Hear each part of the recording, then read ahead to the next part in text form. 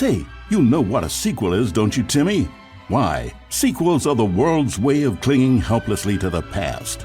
We all want more of the things we love, and we're all afraid of change, which is what makes sequels so popular. Except that some sequels aren't just more of what you love. Sorry for lulling you into a false sense of security and then jump scaring you with my voice. It was a necessary evil. Sometimes sequels end up being almost completely different from the original.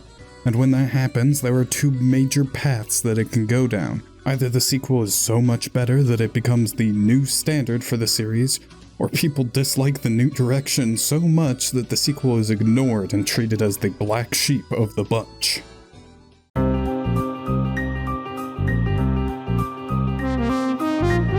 Oftentimes, when an entry in a well-known series feels incredibly different from every other entry, it's just because the game wasn't part of the series. Star Fox Adventures was a standalone game called Dinosaur Planet until Nintendo approached Rare and told them to make it a Star Fox game. Tetris Attack was actually panel de Pon, but decorated with Yoshi characters and sold as a Tetris game because they didn't think panel de Pon would have enough appeal in the West. Super Mario Bros. 2 was actually Doki Doki Panic, but was presented as Mario 2 in the West to give it more appeal and fill the gap of the actual Mario 2 that Nintendo believed would be too hard for Westerners. But if you're my intended audience of all-knowing hyper gamers, then you'd already know all this.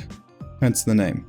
But the interesting part of Mario 2 USA is that it'd be very hard to tell at the time that it wasn't intended to be a Mario game, because several NES games were getting sequels that were dramatically different than the first game. The Legend of Zelda 2 for the NES took a big bold step by turning The Legend of Zelda into a Final Fantasy game.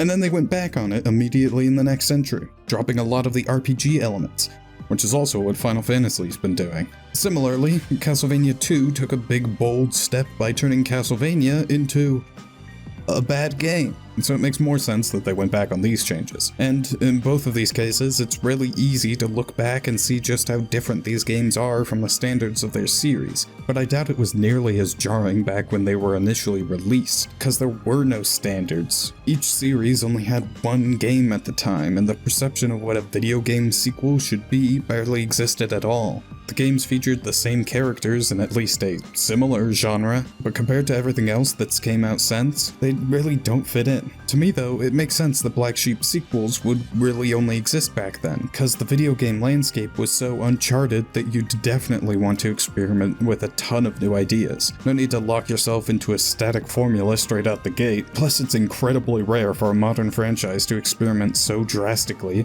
have it not work out, and then successfully recover. But there are plenty of times that a franchise will create a game completely different from everything before, find out it does work, and then have people like the new format so much that they forget about the original games.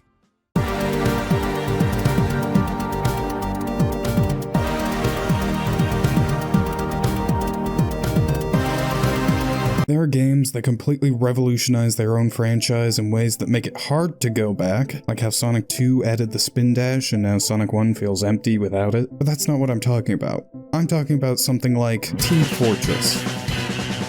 That just feels weird to say. TF was originally a mod of Quake. The team behind that were about to make a sequel as a mod of Quake 2, and then they were hired by Valve to just remake Team Fortress as a mod of Half-Life instead, called Team Fortress Classic. They then went on to make TF2.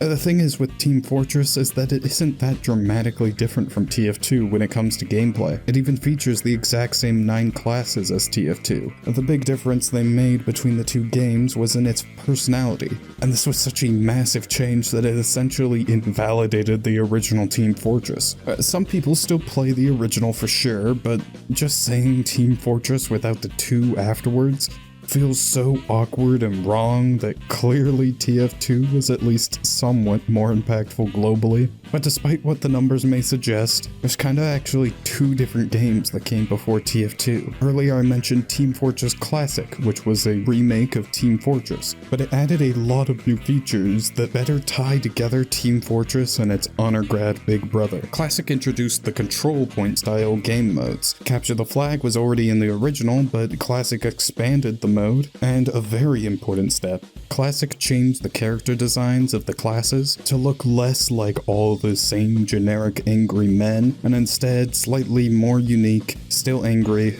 but not all men.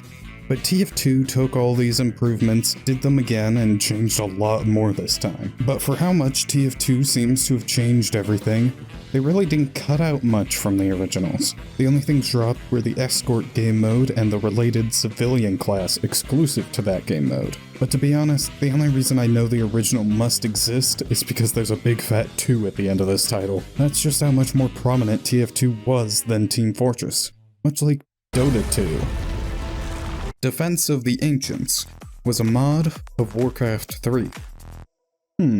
Well, 2 can't be a pattern. It was the original MOBA, dating back to 2003, and much like with Team Fortress, the differences between this game and its more popular and successful sequel don't seem drastic enough.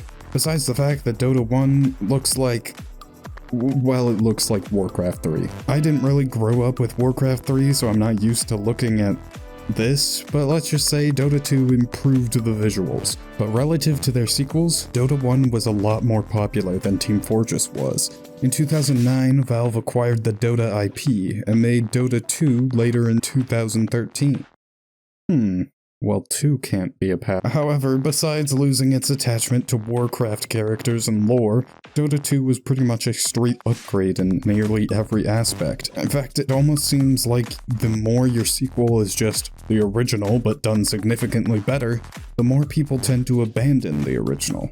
Which makes sense here. It's not like TF and Dota were bad games by any means, otherwise why would there have ever been a push to make more with them? But the reason they've been so neglected is because the sequels just gave you everything the originals did, but done much better.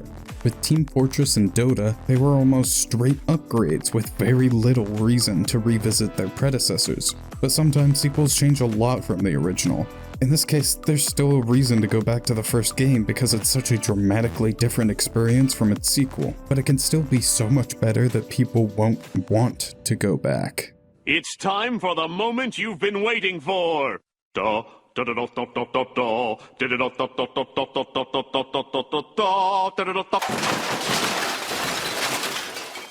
Metal Gear. For Metal Gear, the transition to 3D was so natural and so well done that nobody really talks about the 2D games anymore. Metal Gear and Metal Gear 2 still have their place, but as soon as Metal Gear Solid turned up, they were largely forgotten. Unlike the Eclipsing sequels though, this wasn't called Metal Gear 3, and as such, when I first learned about Metal Gear Solid, I thought it was the first game in the franchise. Now obviously, that was a while ago when I was a dumb infant who didn't know the intricate details of several game franchises he's never even played before, but this still shows that taking Metal Gear to 3D was a very good decision. The 2D style of gameplay has been neglected and forgotten, all because its sequel was a lot more solid, sorry. Although other than an entire third dimension being gone, the original Metal Gear games were quite similar to Solid and Beyond, not nearly as dramatic of a difference as Metal Gear Rising was to Solid. I suppose Rising is more of a spin-off than a sequel, but sometimes a spin-off can also prove to be so much better that the original franchise is left behind. Good old arcade Donkey Kong. By no means is this game forgotten about in any way, but my god did it get completely replaced by the spin-offs it spawned. It might make sense that Donkey Kong Country is a spin-off of Donkey Kong, but that's not the only spin-off that happened, nor even the first. There's this little game you might not have heard, it's Mario. I don't need to be coy, but it's weird to think that one of the most iconic game franchises of all time is actually a spin-off of a franchise that hasn't gotten a mainline entry since 1983. But there's really no better way to categorize it. Because they were spin-offs, DKC and Super Mario Bros. Have a dramatically different style of gameplay than Donkey Kong, and both of them drop the other main character from their games almost completely. Oh, did I say Super Mario Bros? Sorry. I meant just Mario Bros, a spin-off to Donkey Kong centered around the one-time protagonist, one-time antagonist Jumpman, now named Mario, and his brother Luigi. Super Mario Bros is actually a spin-off of that, so the most well-known video game franchise is actually a spin-off of a single game, which was a spin-off of a different franchise. Mario was riddled with spin-offs since the start. Oh, and of course, we can't forget Mario vs. Donkey Kong, the only spin-off of the original arcade series to actually keep Mario and DK as the main focus. But at this point, we're just talking about spin-offs, and this was all about games that were such a step up in popularity that you could often forget about what came before it. But since we're talking about spin-offs, I can think of nothing better to cap off this discussion with than...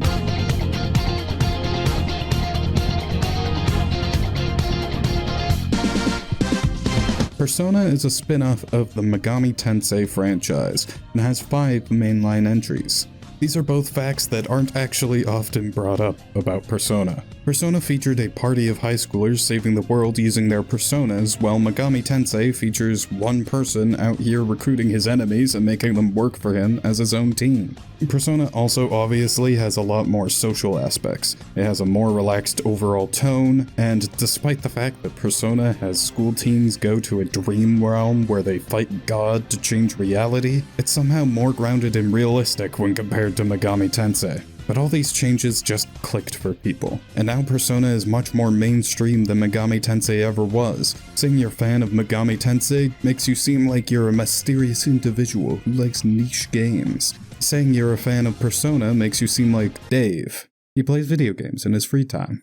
But what's really interesting with Persona is it's not only an example of a spin-off that made people forget about the original franchise, but it also has an example of a game that improved on the series format so much that people forgot about the previous entries. Like any fan of a series where teens use magic ghosts that are unique to them and grant them incredible power to beat up enemies and save the world, or a town, clearly you'd know that the series began at the 3rd entry because that's when it got good. Except the first 2 actually were good, but the vast majority of fans got hooked on the 3rd. Actually, in Persona's case, I'd say the majority of fans are here now because of Persona 5. But there was some backwash into 4 and 3 from there. However, most people don't dare adventure into the first 2 games, which I guess you could actually consider 3 games, since Persona 2 was actually 2 separate games that were quite different titles, just featuring the same characters. Like a Final Fantasy X-2 situation, or a Pokemon Black and White 2.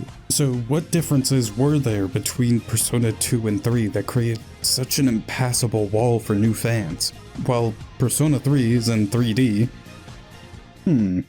Well, 2 can't. But that's not actually the reason for this divide. Persona 1 and 2 were practically as 3D as they could be. No, the main reason is that Persona 3 truly changed everything for Persona. Persona 1 and 2 were much more similar to Megami Tensei than the later games. They featured none of the social sim aspects that Persona is known for, and had the much darker tone of a Megami Tensei game. On top of that, a lot of the gameplay that is shared between 2 and 3 was greatly refined in Persona 3. So clearly there are reasons that all this sequel stuff happens. Games can dwarf their predecessors by exploring new directions that prove to be much more enjoyable than the original gameplay, or by simply honing the gameplay to such a degree that makes the original an overall worse version of the same concept. But no matter how it happens, it proves that no game needs to stagnate and keep with the standards it set itself. Taking massive steps to improve the formula or changing it entirely in pursuit of a better experience is a risk that can pay off greatly, even if sometimes all we want is more content for you to cram down your insatiable gullet. And thank God Pokemon finally got the memo.